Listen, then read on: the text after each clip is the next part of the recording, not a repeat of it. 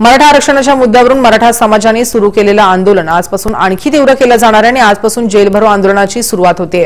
ठिकठिकाणी राज्यभरामध्ये जेल भरो आंदोलन केलं जाणार आहे आणि मराठा आंदोलकांवरती पोलिसांनी केलेल्या कारवाई विरोधात हे आंदोलन असणार आहे। दरम्यान ठाण्यातील मराठा क्रांती मोर्चाच्या समन्वयकांनी या आंदोलनामध्ये कोणत्याही प्रकारचा सहभाग घेणार नसल्याचं स्पष्ट केलेलं आहे। नुकत्याच झालेल्या मराठा मोर्चामध्ये ठाण्यात पोलिसांनी अटक केली होती काही जणांना आणि अशांना सोडवण्याचा आम्ही प्रयत्न करतोय। तसंच मराठा समाजाचे जेल भरो आंदोलन हे काही राजकीय नेत्यांनी आणि मराठा समाजाच्या काही संघटनांनी जाहीर केलंय।